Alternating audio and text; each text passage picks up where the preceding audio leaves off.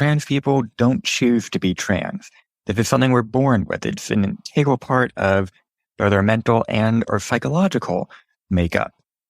And if we try to ignore that, then it just wears on our mental health over years, and it leads to a lot of anger and bitterness and a lot of self-hatred.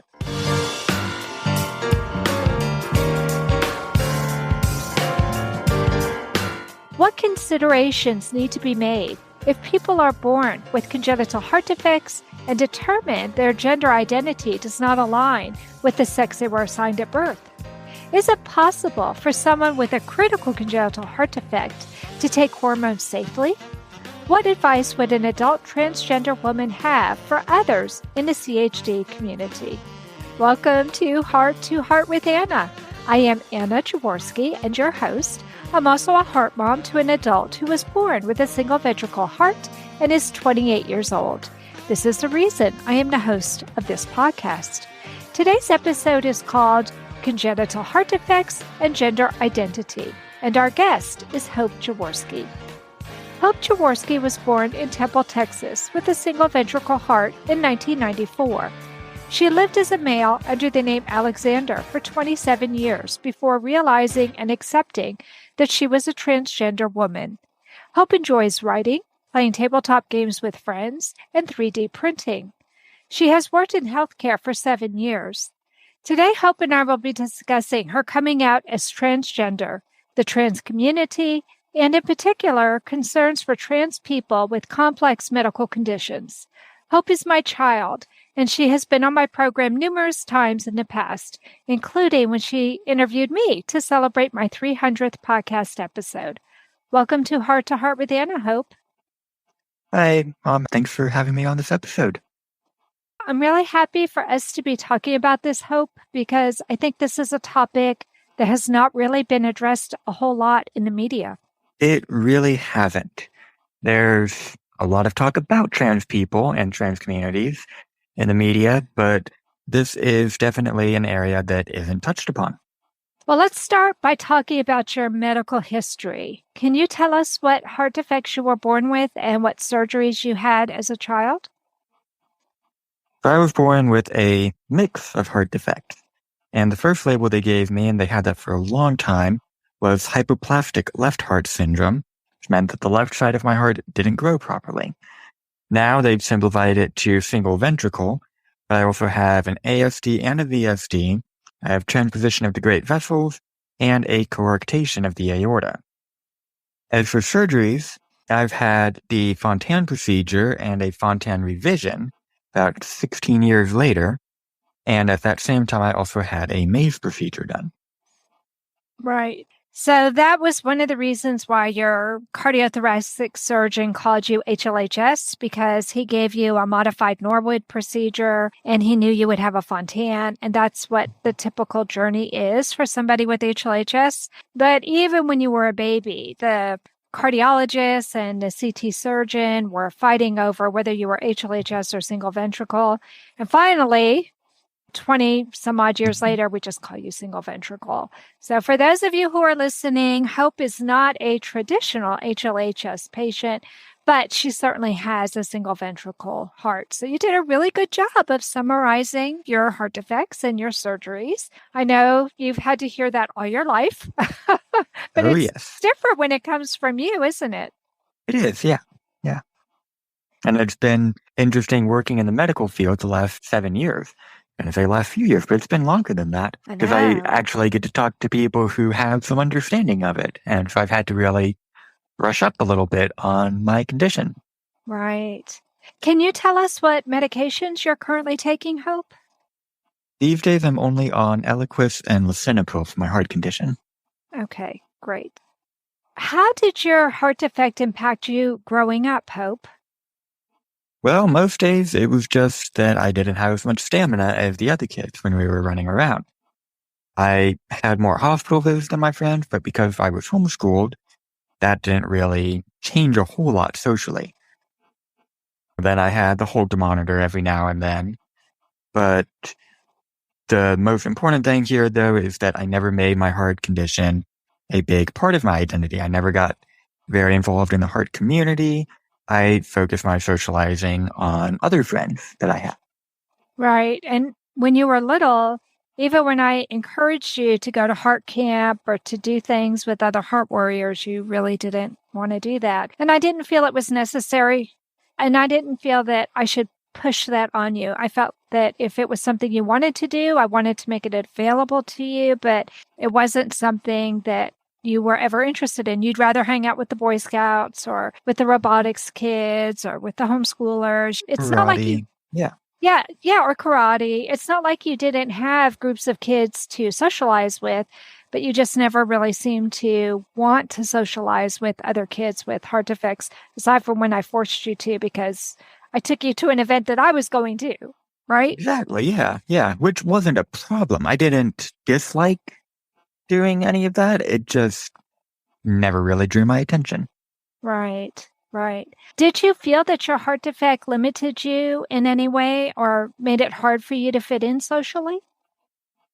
No, but like I said, the main reason that I never discussed it with a lot of friends or anything, I just did my own thing. When I spent the night at places, I would have to go take meds, and I know you were always good about telling their parents that I had to take my meds before going to bed every night. But it never really came up or changed anything.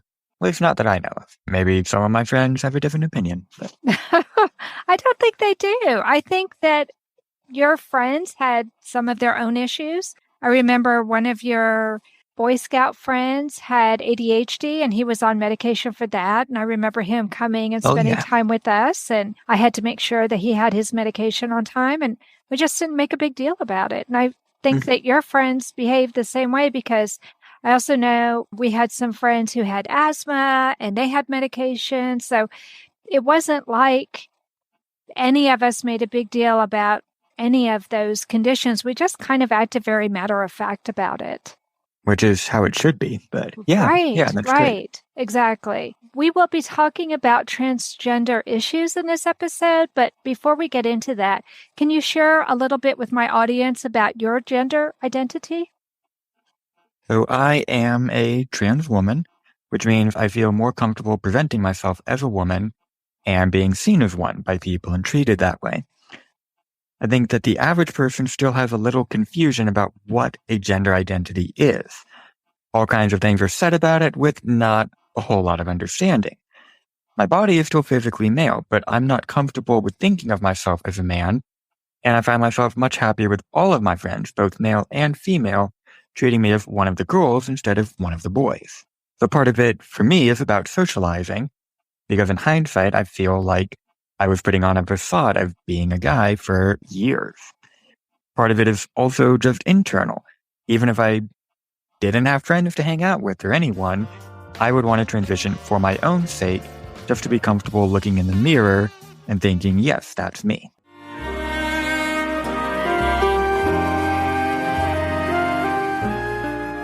Tonight Forever by the Baby Blue Sound Collective. I think what I love so much about this CD is that some of the songs were inspired by the patients. Many listeners will understand many of the different songs and what they've been inspired by. Our new album will be available on iTunes, Amazon.com, Spotify. I love the fact that the proceeds from this CD are actually going to help those with congenital heart defects. Enjoy the music. Home Tonight Forever.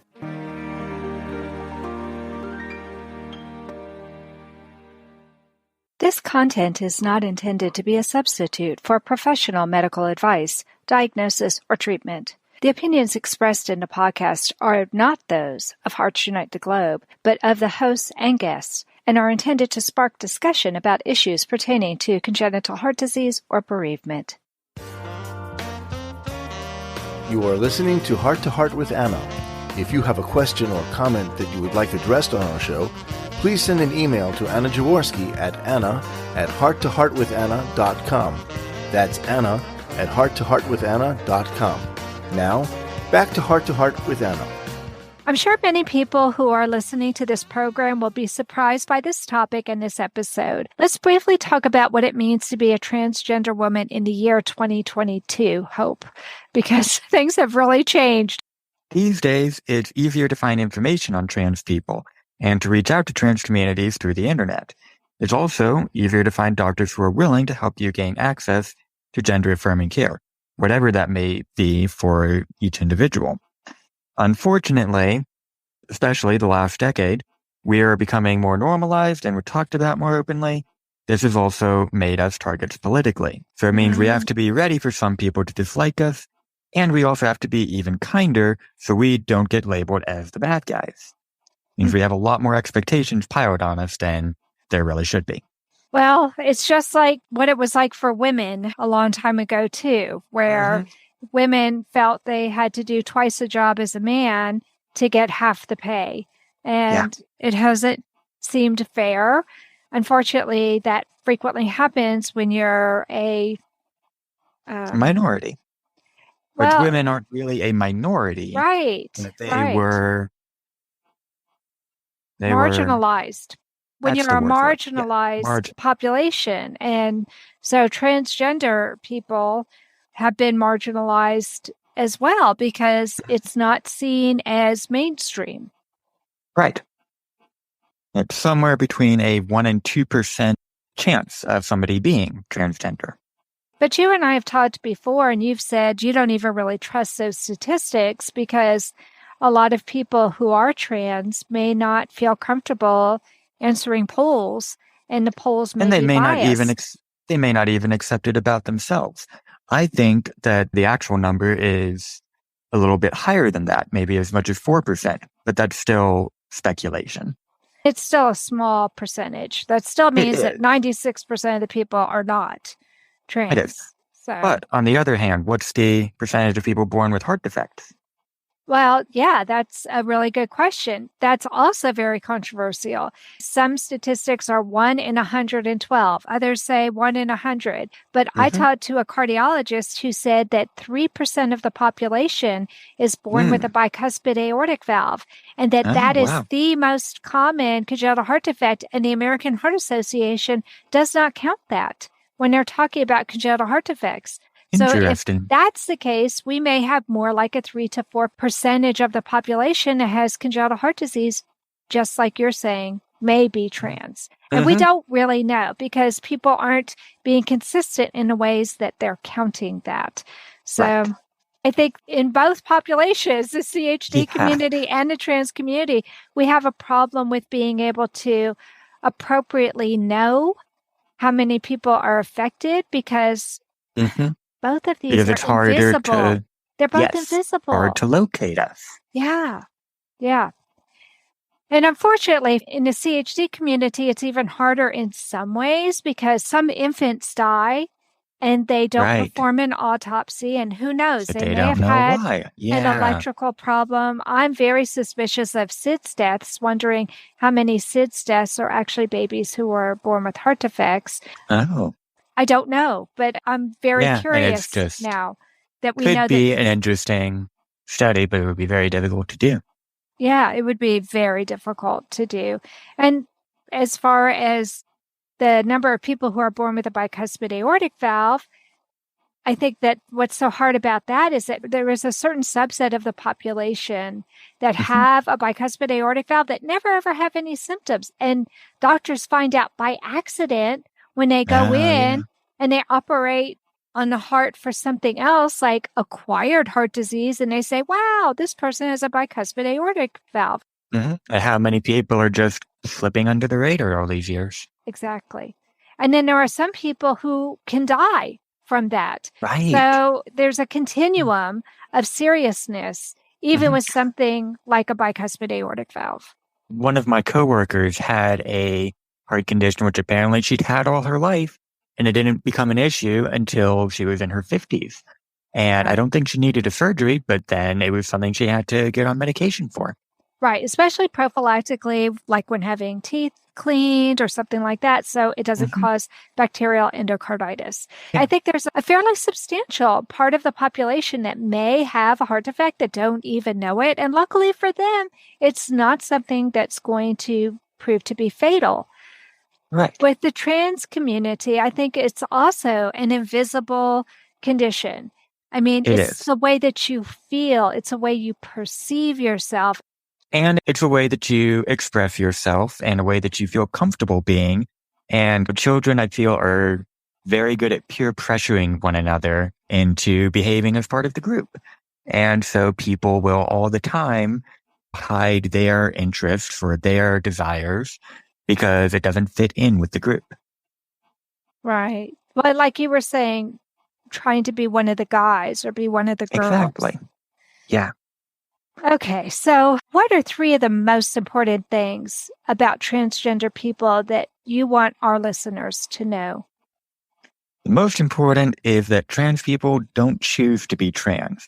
This is something we're born with. It's an integral part of both our mental and our psychological makeup. And if we try to ignore that, then it just wears on our mental health over years, and it leads to a lot of anger and bitterness and a lot of self-hatred. It's a very common theme, unfortunately, that when people, after coming out as trans, they come to like themselves more because they don't have to hide so much of who they were. Mm-hmm. Until then, we are in a bad state. The other thing I would say, when someone comes out, doesn't inherently change who we are. We get to be happier. We get to be more free with ourselves. The third thing I have to say here is that we still have the same interest. I still enjoy playing games. I do my 3D printing, write my books. But now that I am presenting as female, it might change the way I socialize with people a little bit. It might change the words that I use in a conversation, but I'm still going to have that conversation with people.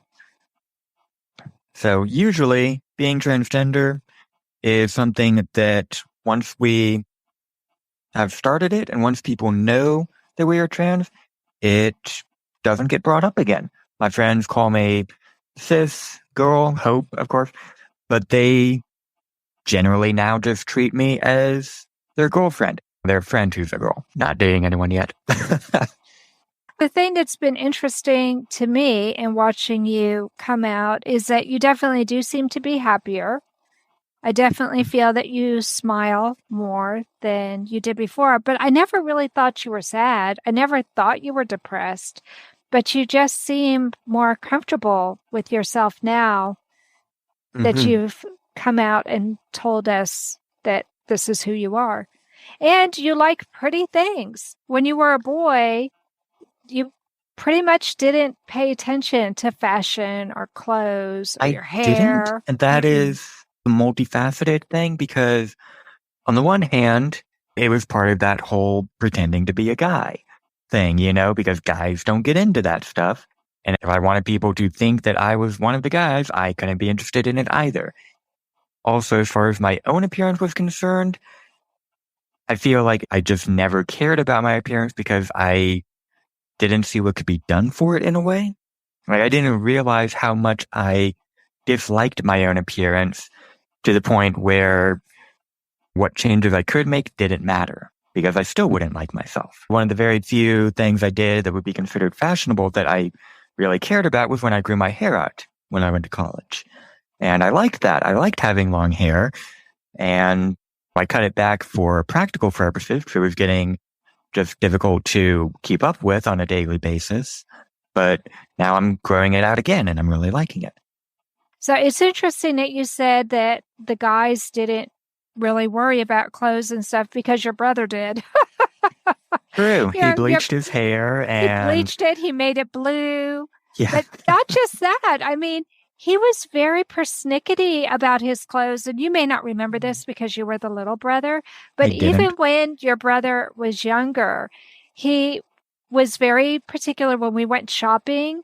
He wanted clothes with dinosaurs on them, or he wanted clothes with the Power Rangers, but also the Teenage Mutant Ninja Turtles. Oh, yeah. You know, but I do remember there was a point where Joey had already gone blonde, gone blue, shaved his head. He had done all these different things, and you decided you wanted to try the blue hair gel. Do you remember that? Oh, I do, it was a disaster. Yeah, that didn't last long. It was a disaster. Yeah, it didn't last. You asked Dad to help you, and Dad didn't know what he was doing, and he ended up putting it all over the scalp. And so when you did it, it Oh, I was all see. over your scalp and your scalp turned blue and your hair was not really blue. So both of you did not look very good. And I don't remember you ever asking about Ugh. it again after that, which is kind of funny. It's true that not everyone adheres to all of the gender norms, and it's good for people to be aware of that you aren't going to be teased or made fun of because you are into something that you think is reserved for the other gender. It is okay to experiment, and a lot of time people won't make a big deal about it like that. Nobody that I knew ever made a deal about Joey being picky with his clothes or was doing his hair different ways and such. And so I probably could have been a little more experimental in my youth, and it wouldn't have raised any eyebrows. It doesn't always feel that way looking outside from within.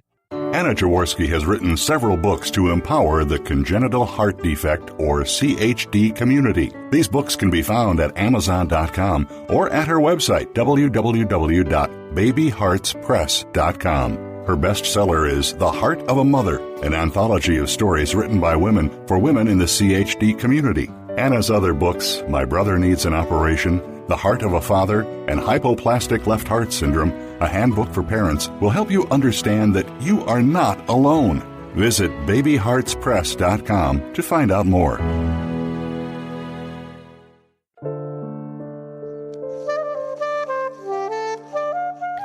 Heart to Heart with Anna is a presentation of Hearts Unite the Globe and is part of the Hug Podcast Network.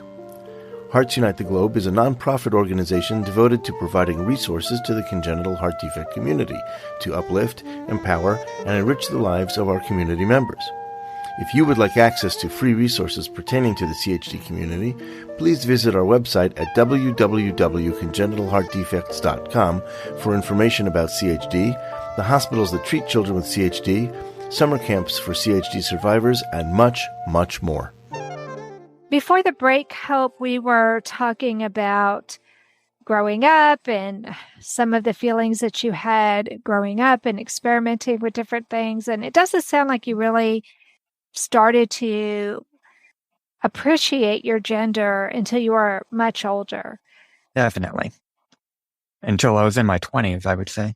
Yeah, which a lot of times I hear of people in their teens, that's when they really start to become more aware of this difference between them and other people. Right. So can you tell us how our listeners can be trans allies and what advice you would give to listeners to support loved ones who come out as transgender? Well, even if you don't understand what your loved one is going through, be polite and respectful about it. Cisgender people are the norm. You're comfortable with presenting the way that society expects of you, and you generally fit into social categories and niches. So please try to understand that we don't have it that easy. Things which may seem minor or forgettable to you stick in our minds like thorns.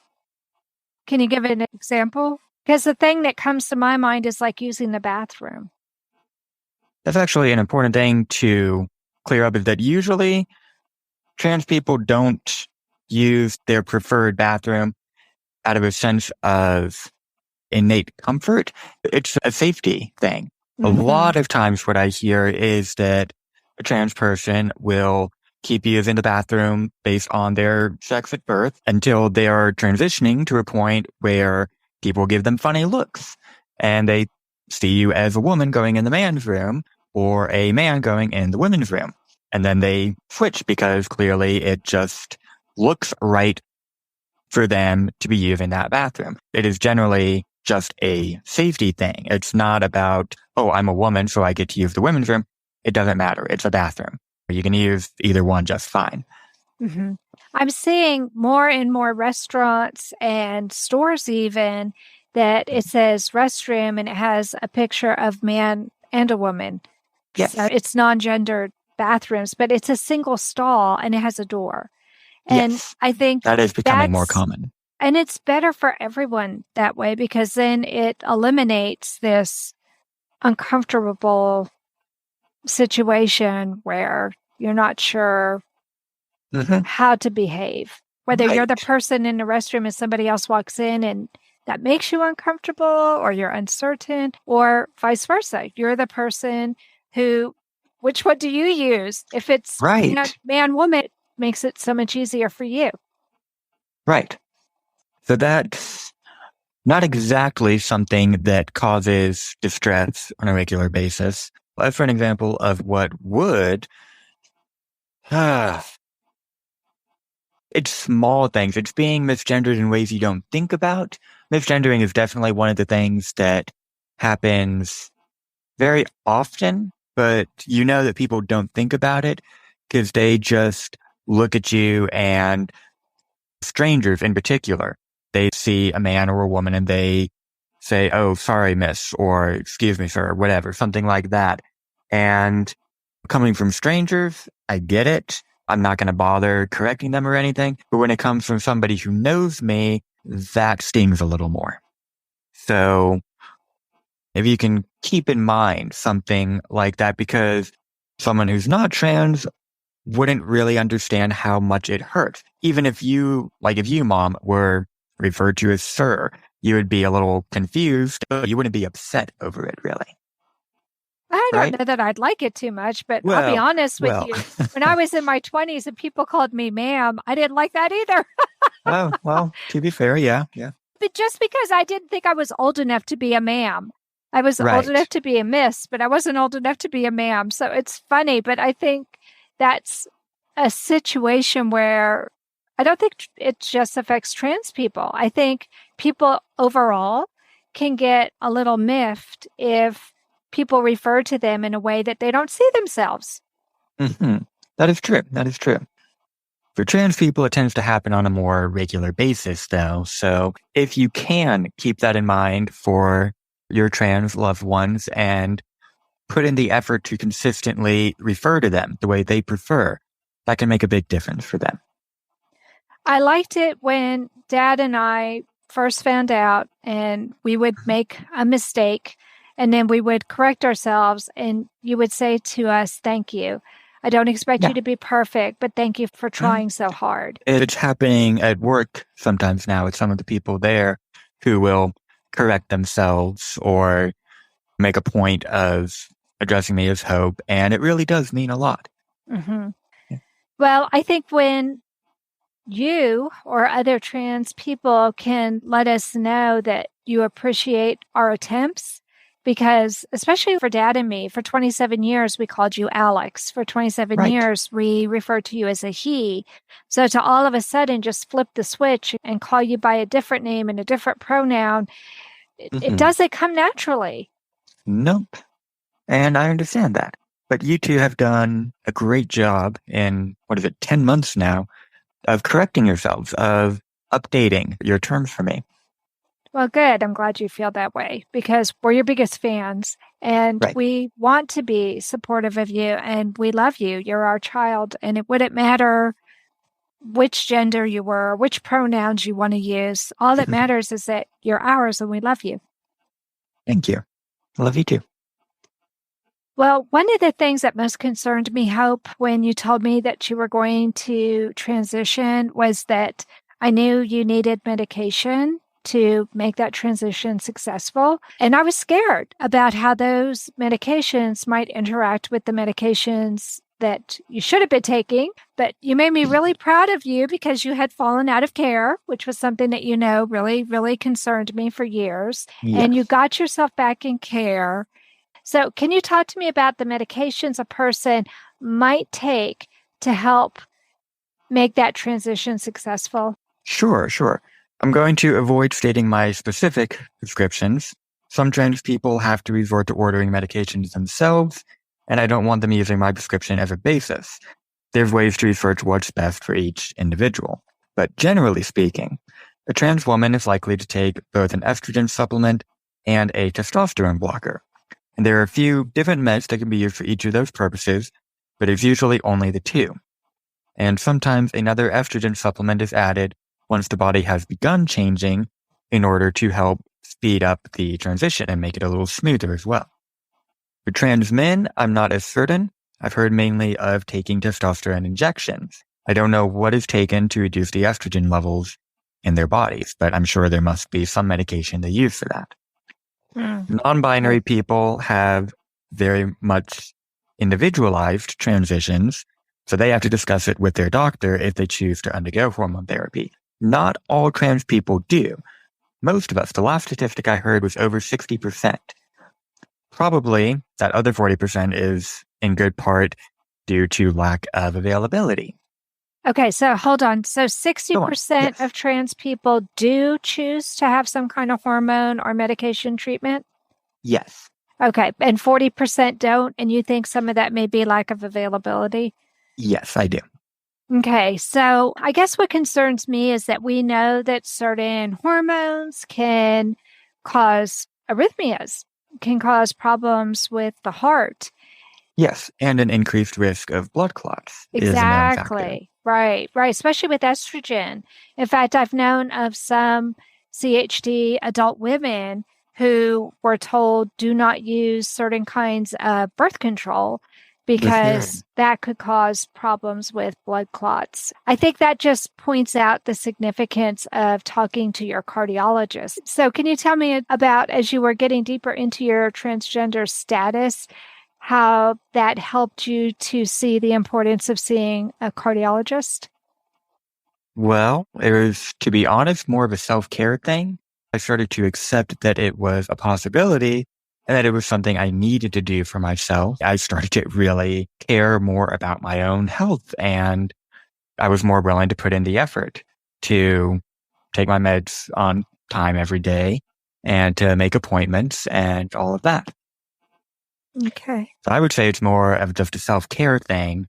And as we talked about earlier, you can easily get mired in self-hatred and even just in a more low-key way, just a disappointment or disapproval of your own self. And rising up out of that helped me with being more conscious of my overall health, especially with my heart condition.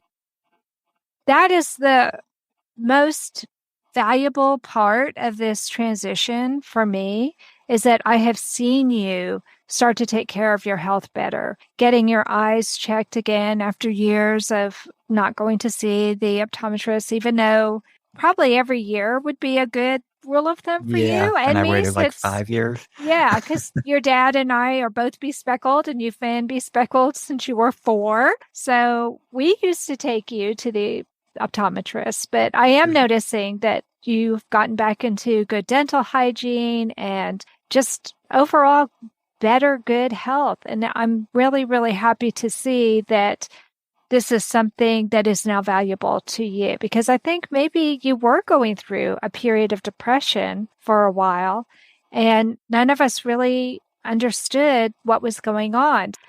There is a significant percentage of the population that does go through a period of depression in the CHD community. And I've been reading more now about trans people since you told us you were trans. And that seems to be a real issue for that population as well. So let's talk about the mental health aspect of being a transgender adult with the CHD. It seems like a double whammy.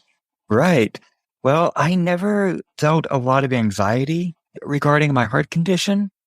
I took my meds on time, and aside from a few extra appointments every year compared to my friends, it really didn't impact me. The biggest change there was when I was 17, and the whole year leading up to that, they had been concerned about my heart, that one of the vessels was swelling. Is that right? Yeah, you had an aortic aneurysm. We were all worried about that. So yeah, your aorta was And swollen. So we had to have surgery when I was 17, and I was nervous about that.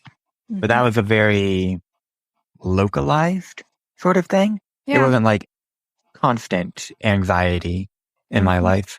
And ever since I went to college, and some of this is what I've realized in hindsight, but since I went off to college, my depression started to get worse. Probably one contributor to that was that my body continued to go through puberty and develop. And I was on spironolactone, which is a commonly prescribed testosterone blocker. They were using it for me as a diuretic after my last surgery but it probably contributed to slowing my hormonal development for a little bit. And then it kicked back on when I started getting bad about not taking my meds. Well, you were weaned off of it before that. Was I? Yeah, they only use that for a short period of time after. Oh, okay. So it wasn't like you were on it for years or anything. It was just a matter of months. Okay. Do you feel that you've received the support you need to be happy, Hope? Yes, I definitely have. All my friends have been accepting. Some of them I might describe as being tolerant. I've not had anybody get upset with me, anybody discontinue our friendship, I guess would be the way to say it. I've had several friends who have taken me under their wing as like a younger sister, and they're showing me the ropes, helping teach me makeup and a little bit more fashion and everything. Went out and got her nails done one time. Yes, clothes, bit of jewelry that they don't use anymore. Mm-hmm. So I have gotten quite a bit of support. And I came out at work about a month and a half ago, and they were all good about it. Not everyone, of course, has talked to me about it, but you can tell that word is spreading. People are just understanding. And like I said before, they're polite about it. Mm-hmm. Even if they don't get it, they're not saying anything negative towards me. Mm-hmm. Which is really, really important. It is. And Hope did something really interesting to make the transition in the workplace a little bit smoother. For a little while, she wore a pin that said she on it. Actually, I'm still wearing that pin, the she, her pin. Are you? Okay. Do you think that that kind of helps remind people a little bit? Well, I am wearing it a little bit more out of habit now these days. And to be honest, what struck me the most was how many people were completely oblivious to it. I'm going to be honest. So many people, it wasn't until I pointed it out to them that they even realized it was there or what it said. There were a couple people who did right away notice, but they were in the younger generation. People who were a little more clued into this already. People were more likely to already have trans friends. One of them, her son is gay, so she already has a good bit of awareness about queer communities and such. Okay. Well, what advice do you have for others in the CHD community, whether they want to come out themselves but they're afraid, or whether they're a family member like me who might have a loved one who is trans? Oh, it is difficult to give generalized advice like that because everyone's position is going to be a little different. And unfortunately, some people have intolerant family members who it's not safe for them to come out to. If you are wanting to come out, I would say pick the first people you come out to carefully, but also be aware that these days there is more knowledge of us out there. There is more awareness. So you're more likely to be accepted because people are likely to already have a little understanding of trans people, and they won't be so thrown by it as they would have been maybe 10, 15 years ago. Yeah, I would agree with that. And if you have a loved one who is coming out or has come out recently, just make sure that they still feel included in everything the way that they used to. Make sure they don't feel like they're being left out in the cold now that they've come out. Yeah, I think it's good that we had already planned a vacation with you before you told us. And then after you told us, it was a couple of months after that, that we went on a trip together for 2 weeks. And it was a chance for me to interact with you as I would a daughter. And I taught you things about how to do your hair. And we went shopping together and bought clothes and shoes and things that a mother and daughter would do together. And I think it was a way for us to bond in a way that we hadn't bonded before. Definitely. Yes. Well, thank you so much, Hope, for coming on the show and sharing your experiences and your advice with us. This could be a really difficult topic to discuss, and I feel it's really important for us to talk about this on this podcast because I really don't want people in the CHD community to feel that this is a taboo subject. I agree. Yes. It's something that now that it is being talked about more regularly, we need to keep the conversations up, and we need to keep spreading awareness where we can so that there's not misinformation being absorbed by people.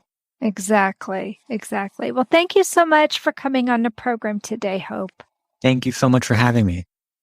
Well, I love having you anytime, sweetie. But that does conclude this episode of Heart to Heart with Anna. Thanks for listening today. I hope you found this program helpful. If you have any questions about the show, please send them to me on the Hug website. I'll put the link in the show notes. And remember, my friends, you are not alone.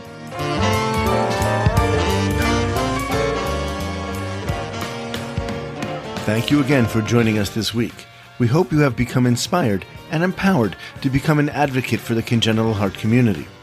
Heart to Heart with Anna with your host, Anna Jaworski, can be heard at any time wherever you get your podcasts. A new episode is released every Tuesday from noon Eastern Time.